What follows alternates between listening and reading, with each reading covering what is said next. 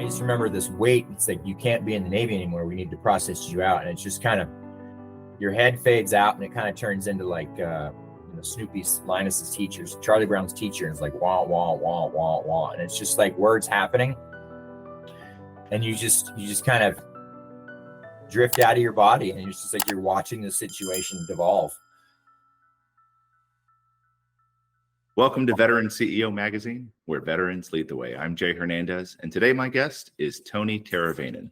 Tony is the CEO and co-founder of Support the Enlisted Project, or STEP, a San Diego-based nonprofit dedicated to providing junior military and recent veteran families financial grants in times of crisis and working with them to help achieve financial self-sufficiency.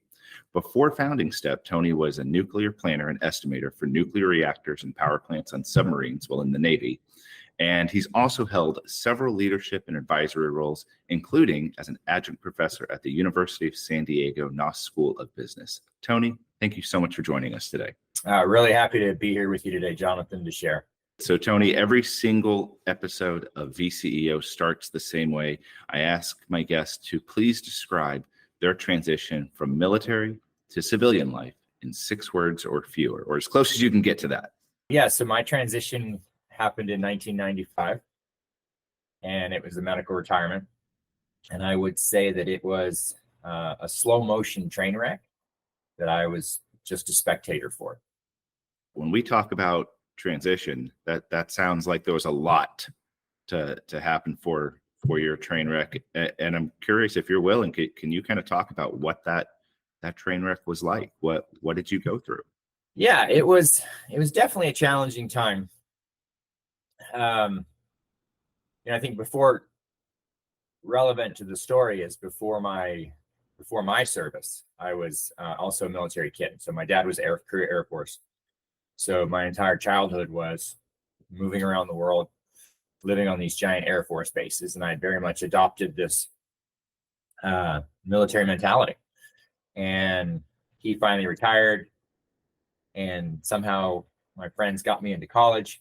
When I showed up on the campus at Old Dominion University, I just kind of like wheeled back in my hole, and I wasn't able to connect. I was very frustrated. Nothing was working. I couldn't show up at the right classes on time. I couldn't get the right books. And in retrospect, I look back on that time, and I see that actually as my first transition out of the military. It was a very similar experience that veterans feel when they're just like airdropped right in the middle of regular society. And I stopped going to class. For whatever reason, I walked into a Navy recruiter's office, and I'd never seen Navy uniforms. I didn't understand Navy ranks. I didn't know what they did. My dad knew somebody there, and he just said, "Go there." And I did. But when I walked in the door, there was this peace that came over me that I hadn't felt in a long time. And it was just, I guess we could say it was ordained that I was going to join, and it was just a given fact at that point. But it was really interesting to understand, like, getting back into this military environment, one that I really wasn't familiar with, but internally in my core, I really was.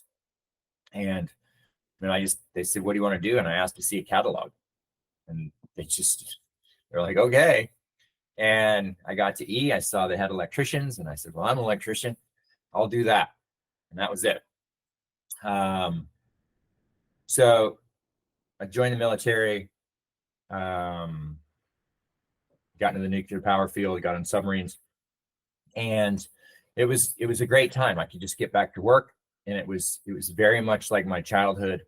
It was very much like I was used to seeing in my father's perspective, where people would, spend a lot of time together. They would party together. We would always have like squadron parties or whatever, and they would get the work done. And the families kind of went along with it for the ride. And I put everything I had into that military experience. And somewhere along the way, I got sick and had some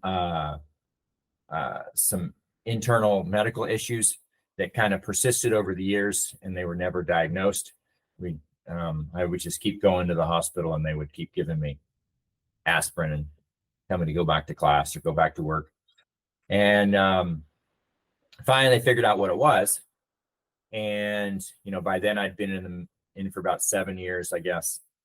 I was on my second duty station out here in San Diego as the nuclear planner for Submarine Squadron, and they said you can't be in the military with this. And I was like, oh, but I can't not be in the military. It's like, you can't take this away from me. And they said, no, we're sorry, we're going to have to medically retire you. And that was really a crushing blow. And all I could think to do was figure out how to keep my job. And I probably was begging, but I won't be on any hot reactors. I won't go to sea for any sea trials. I won't go to sea with the tender. I won't do this. I won't do that. Just let me keep my job. And they finally agreed to. They said, all right, we'll let you do this as long as you're able. And you can do this until you're up for orders. And as soon as your detailer calls to figure out what boat to go back to, then we're going to start processing you out. And I didn't quite make it that long. The issues got worse before they got better. It sounds like you had planned on staying in the military. That was your environment. I hadn't planned on either, and I think inertia probably would have kept me in. Mm-hmm. That's a question I get a lot, and honestly, I had never thought about it. I progressed very quickly through the ranks, and I think by 4 years I was an E6. For our viewers who don't recognize E6 in that short amount of time is very significant. That's moving up at a blazing speed. I had a great opportunity to be able to actually pick it up, and then even if I'm going to be retired, I could be retired as an E7, not an E6. But I didn't take advantage of that opportunity. But yeah, I probably would have stayed in, and I loved the work. I didn't enjoy the politics like nobody does, and we all grumbled. But being a nuke on a fast attack submarine and being out there with whatever there is, probably 60 people, 50 people in the engineering department, and your job is just to make it keep going, keep the lights on and the screw turning, and everything in between is your space to manage. There's so many areas here that I think veterans and also veteran families could really start to understand, because you mentioned being a military family, coming from that and going back to it, that was so much what you knew, so it felt like going back into what you already knew in that environment. And then you were told that you were no longer going to be able to do that. You were having a lot of success in your career, and being told that, sorry, that's not the path, that's not what your future is going to hold for you. In a perfect environment, when we talk about military transition, because that's what VCEO is about, is that transition, we would get to plan all of that stuff out. We would get to say, all right, I know I'm familiar with this. I want to do this. I want to be able to do that. But that wasn't necessarily your case. You didn't get that choice on there. So walk me through just that initial feeling when you were told, like, you don't get to stay in the military. What was that impact like for you? That was a heavy blow. Yeah. I'll tell you that, the illness was pancreatitis, and my pancreas, I probably started with like an acute pancreatitis episode, and they didn't diagnose it for 7 years. So it turned into chronic, and it wasn't going to reverse, and it was basically destroyed. So when I finally got to San Diego, as all this was blossoming, the person on the doctor on the tender that takes care of all the nukes is the diving officer. And so he was looking at my medical record, and he's just like, why are you always going to the hospital getting aspirin? I'm like, I don't know. I got some kind of stomach ache. He's like, we probably need to figure this out. So he just basically kept sending me back to the hospital for tests. And he was the first person that really took interest in it. And eventually they figured out what it was. And, it kind of boo on the military for the way they did that. But I remember I went down at Balboa at the hospital, and I think they were like, I don't know, looking for kidney stones or something, but they were doing an ultrasound. And it was these two hospital corpsmen techs, and they were Monday morning, they were talking about their weekend, this, that, and the other thing. And they're literally like just chatting away as they're doing this. And then all of a sudden somebody goes, "What was that?" And I was like, sit up, they're like, "Lay down." And then I go back and like, "This is over here." And he's like, "You better go get the chief." And he goes and gets the chief, and chief comes in, and he's like, "What are you doing?" And he's like, "We were doing this, but we saw this." And he yells at him for, looking in the wrong place or something. I don't know. And he says, "Go get the lieutenant." And the lieutenant comes in. He says, "Go get the captain." And the captain comes in. And then the captain's like, "Okay, have him come see me." It's like, all right. And they're like, "Clean yourself up, get dressed, and go see the captain." I'm like, "Okay." So I go to see the captain. And he said, "How long you felt like this?" And I was like, "I don't know, 6 or 7 years." And he's like, "And you're on the tender?" I said, "Yeah." He says, "All right, go back to the tender and have the diving officer call me." And I was like, "Great." So, it's like, again, this is what civilians don't understand about the military, right? It's like, it's not about you, right? It's about this billet. And what concerns the billet really doesn't concern you as the employee, like on the outside, right? It's just like, I'm just this widget. And you accept that. So, of course, I drive all the way back to the tender. I get up on the tender. I go back to the diving officer. I wait for him to get his appointments done. I see him, and he goes like, "What'd they say?" He said, "They found something." He said, "What was it?" I said, "I don't know. They didn't tell me. You're supposed to call this other guy." So he calls him. And then I was sitting there. I remember I was sitting at the end of his desk. And he finally gets a hold of the guy. He's like, "Uh-huh, uh-huh, uh-huh, uh-huh, uh-huh. Are you sure?" "Yes, sir." "Okay, uh-huh. Okay, thank you. Bye." He like hangs up the phone and he stares at me. And he just goes, "This is not good." And I said, "What do you mean not good?" And he goes, you can't be in the Navy with this." And that's when he said that. And I just like, what is it? And then they explain it to me, but of course that makes no sense whatsoever. I just remember this weight. It's like, you can't be in the Navy anymore. We need to process you out. And it's just kind of, your head fades out and it kind of turns into like, Snoopy's, Linus's teachers, Charlie Brown's teacher. And it's like, wah, wah, wah, wah, wah. And it's just like words happening. And you just kind of drift out of your body. And it's just like, you're watching the situation devolve.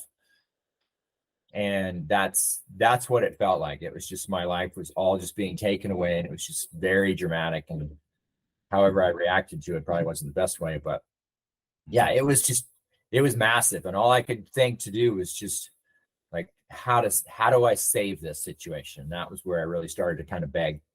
I found it hard to describe why I needed to try to defend my position and stay in the military. And there's a book, Outlaw Platoon, Sean Parnell. And I read that years later, probably audiobook. But he, in there, it's a story about, I believe, an Army National Guard unit that gets deployed to Afghanistan for 12 months. And they went out and worked on an FOB, which is kind of a remote forward operating base. And I think they described their mission as, they had an area the size of Rhode Island up on the Afghan-Pakistan border. And their job was to disrupt the flow of the Taliban. And, it's kind of a chronology of what happens. And obviously the days take many pages, and then the days take less pages as the book goes on. But 2 or 3 months in, maybe a month in, he took an RPG within like 10 feet of him, and it blew him several feet through the air. And for the rest of the tour, he had goo running out of his ear. And the way he described it, I was very connected to, because he knew he probably should go get it checked out, but he knew if he get it checked out that it was going to be over and he was going to get pulled out of there. So he just kept like cotton in his ear or something, whatever he did, for the entire tour. And every time somebody told him to go get it checked out, he's like, "No, I'm okay. I can make it work." And after they return stateside, you know, he finally goes to his doctor, and they're like, this is cerebral fluid that's been like leaking out of your brain for 9 months or whatever it is. Why didn't you come get this checked? And he's just like, I couldn't leave, right? It's like, you're just that attached to the job, and the job sucked, right? And every day there sucked, and there was nothing good there to keep him there other than him being able to fulfill his duty about completing the job that he got sent over there for.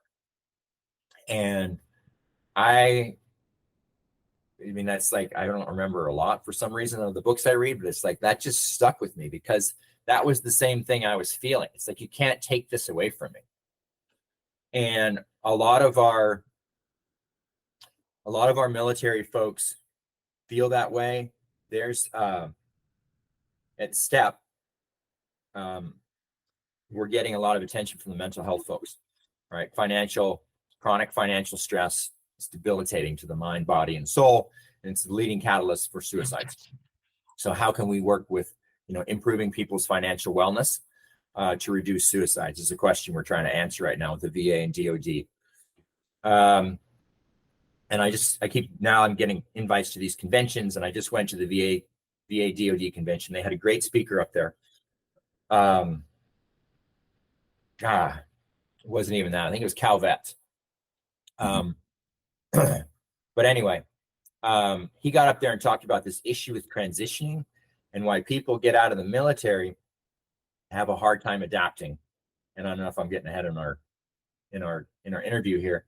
No, go for it. So one of the things I talk about when I go to transition summits and asked to speak on the topic, it's like you have to liken this transition to, you're moving to a different society. You're moving to a place with different norms. So pretend that you're going to move to New Zealand, Canada, another English-speaking country. It's like, yeah, you can read the signs. You can figure out how to feed yourself. But it's like, can you integrate into that society without getting these minute societal norms and differences? And this speaker, he researched this, and he was trying to figure out why it was so difficult on this cultural level.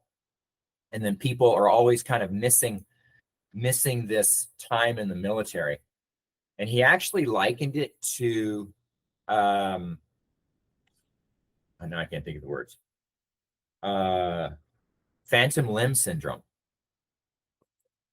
Really? Yes. And it was just everybody's head in the room. There's 400 people in the room, and our heads just we thought about it for a minute, and everybody in the room got it. Where the limb is you being part of this integrated machine, right? You are a subject matter expert on a high performing team, right? There's no room for fat, and you're always running 3 people short in your group anyway, right? And so your job is to get it done, and you take great pride in that. And it's the sense of duty, it's the sense of responsibility that you don't even know you have, right? That's being pulled out that ties you to it. And now all of a sudden you're in general population. And if you show up for a meeting 5 minutes late, it doesn't matter. And if you don't hit deadlines, it doesn't matter. And if things don't work, it doesn't matter. And it's just this different environment. And the phantom limb is really you longing, you wanting, feeling like you have to be or have part of this, but now you're in this place. And so and suffice to say, it's a very complex psychological issue that is very hard to explain, but those are 2 good ways to help kind of describe it. Mm-hmm. And yeah, and I went through all that. But like I said, thankfully I found this job at Sony, which is a very militaristic environment. And then slowly I could let that out. And then, I don't know if you're familiar with San Diego, but I was living in North Park, and I get this job, and I asked job at Sony, and I was like, "Where's the job at?" And he said, "Rancho Bernardo." And he's like, "Hello, are you still there?" And I said, Can I commute there, or do I have to move?" And the guy's like, "It's 20 miles away, you idiot." I'm like, I don't know. I don't even know. It's like, there's so much I don't know. And I mean, he was just baffled that I didn't know the name of a town still inside the city of San Diego, 20 miles away. And that's what it's like when you transition out of the military. There's just so much you don't know. So yeah, understanding that it's just a process, and you just take little pieces at a time, and you can't tackle it like you're going to be Superman. There's no way you can dive headfirst into just being a civilian. You have to, and everybody's path is different because everybody's history is different, and everybody's uniquely different as well. The assumption that's made a lot of times with military transition is that people are getting out and they're already going to be financially stable. That they're exiting the military and they've got all this experience and they're working. And in a perfect scenario, that would be the case. That they're working great. They get to retire when they choose to retire. That they finish their job. They can step into the next one. And the next job takes off. And by the way, they've got the next house picked out. The next, finances are great. That the living situation is great. And that's the ideal situation. Right. But that's not real life for a lot of service members when they transition. And sometimes they don't have just those foundational pieces that are enable them to have that kind of transition. So that's where I wanted to ask my next question for supporting the Enlisted Project step. How did you come to found that? What was your motivation behind it to help veterans? Some people have a great transition like that, and that does work. But I think if you go back to this concept that this is not about me, it's about the greater good of my unit, squadron, responsibility, etc. This concept of doing stuff for you really doesn't exist. That's not what's nurtured in the military. And less than 20% of the military actually do a 20-year tour and retire. So there's most people are getting, vast majority of people are getting out along the way, and most of that happens 4 to 8 years into service. So what we're doing is taking a bunch of people that have not been focusing at all on themselves, right? It's about survival. If they're married, they're trying to keep their family together and their career and job going with this inner sense of duty that just pulls them like people talk about the instinctuality of wolves. And that's kind of how I see these pictures. And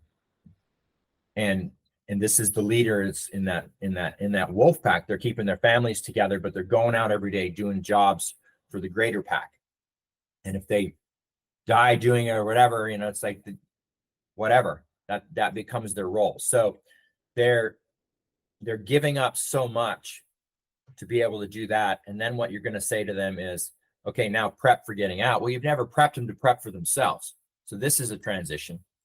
They've never really had the time needed to think about it, what they would do in their future. So now you're just going to take them and drop them in these classes and ask them questions to be like, what color is your parachute? And it's like, what do I need a parachute for? It's just a different way of thinking. These people are not, they don't lack intelligence. They don't lack motivation. They don't lack wherewithal. They just haven't been using those skills, and they don't know to use the skills, and they don't know that's part of the transition. So they try to attack their transition with this military thinking, which keeps them behind the 8 ball. They try to just let's get these levels of effort and these lines of effort figured out, and we'll attack, and I can do these things. And that's not how that's not the best way to transition in the military. So we see a lot of people like that in the military. I got to a position where I was asked to do a long-term strategy, lead a strategy development process for a nonprofit that helped military families. I grew up in a military family. I was a young enlisted submariner. I can get that. Strategy was my day job at the point. And so I said I'd do it.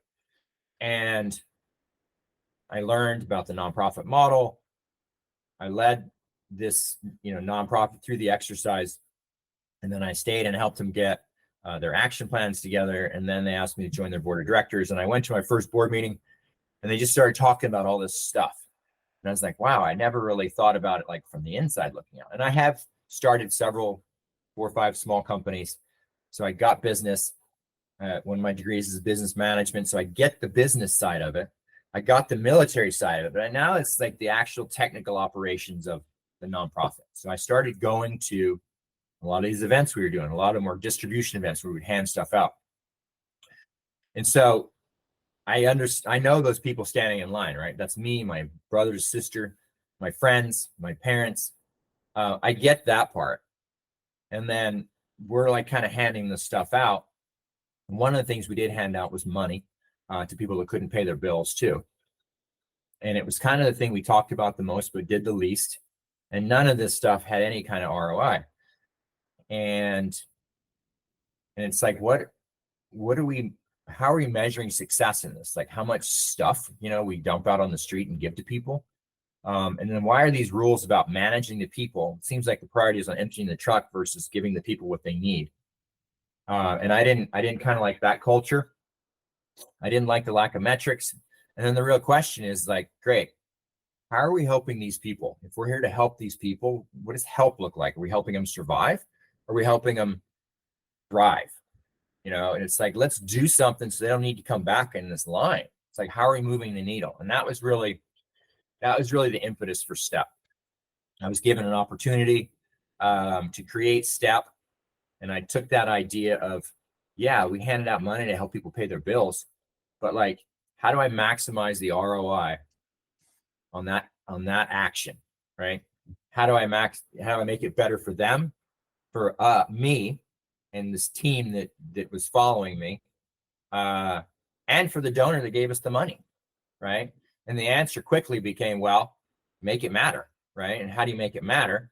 Well, let's then use this money to somehow make it so they never need to get money again, and they can just go reach their fullest potential on their own and take care of their own lives, but get them over this hump. And in this thinking of, they get out of the military, they don't know how to think in this civilian world, and they don't know how to think about themselves and their future. The process that we built was really designed to help them get into this way of thinking, where they can manage their finances for the long term. And this is something you don't learn in the military. This is something you don't learn during a transition process. And this is something that 3 out of 5 Americans spend their entire paycheck or more each month anyway. So most of Americans don't get it anyway. So let's provide this value. And that really became the STEP thing. I was doing it while I was working at Booz Allen, doing consulting, strategy, process improvement, change management, and I essentially quit Booz Allen to run STEP. And I said I liked the idea so much, I wanted to succeed. I said I'd do it until it didn't need me anymore. And once kind of proved concept, and then we proved demand. Then we kind of got our house in order, and then people were calling me from across the country. So we started expanding slowly. And now we're on a 10-year mission or 10-year vision, I guess, to continue to expand across the country and be available for all of our young military and transitioning veteran families to help them with their financial challenges. If you could go back to and talk to you on that day that you were told that, you have to get out of the military today, what's the one piece of advice you would give yourself? That's a really good question. And the one thing I would say, would be really, you're going to get through this, because, we're all unique individuals. And one of the things that you don't learn in the military is that everybody's different. Everybody gets taught the same, trained the same, expected to do the same.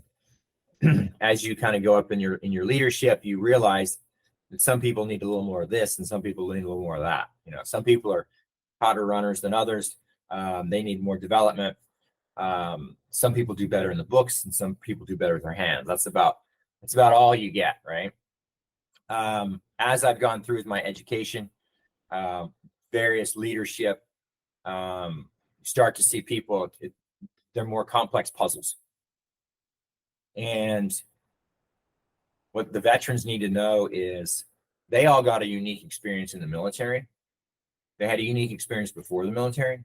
They were unique. Then they got a unique set of experiences pre-military. They got a unique set of experiences during the military.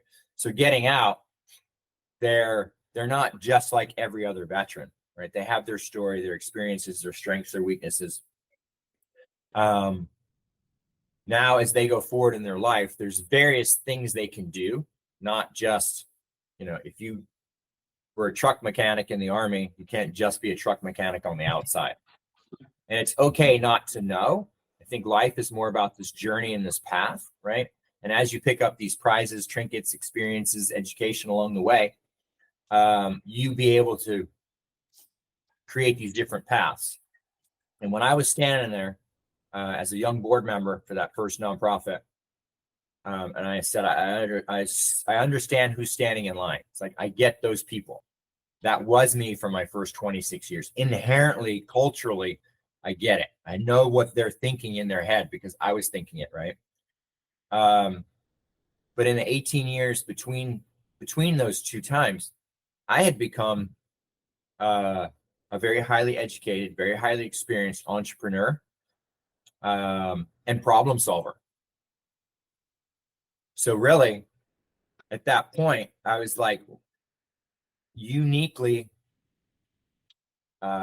prepared to be able to now look back at my past and say, I see problems with that.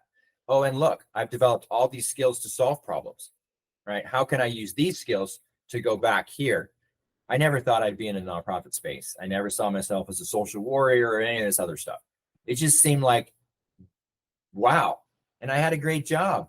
I took a giant pay cut to leave Booz Allen to jump into a job nobody else would take. I couldn't hire a CEO. It's just nobody would touch it. And I just said, if this is going to succeed, I need to do it. And my wife rolled her eyes at me and she's like, as long as we make it, you can go do what you want. And I jumped in and I managed and handled it like I handled everything in the Navy. Like I handled everything afterwards, all the other businesses I built that essentially the military life had prepared me for in my military childhood. So those skills all got used. And I continued to take it further and further and further. And, people say this is great and fantastic. And to me, it's still a daily grind. We're still trying to grow it. We still have lots of challenges. But I can also see now that I was the only person to do it, right? And a lot of people I've met along the way, I hire tons of veterans and military spouses. Everybody in the office is veteran, military affiliated somehow. And I see how they uniquely fit, into our structure. And it's not what they did in the military, but they bring themselves, they bring their past experiences, they bring their military experiences, and they bring it to us, and we can figure out how to make it work. And so, yeah, it was a crushing blow to have it all taken away from me. But, it all works out in the end as long as you continue to press forward. You try to gain knowledge and grow and just attack challenges. You got to be on the front edge of the seat. You can't be leaning back. As you went through all of this, there were so many learning opportunities that in your story you took advantage of. You saw those opportunities as an opportunity to learn and grow. It didn't come without hard work. That's something that I've heard a lot just as you go through each one of these is you had to put in that work for all of it. Just any closing thoughts for people watching, either coming up that they know that transition's coming, or maybe they just got notification that maybe they were planning that military career and they're going to have to transition out earlier than expected. Any closing thoughts for our listeners like that? Yeah, I would just say the future's bright.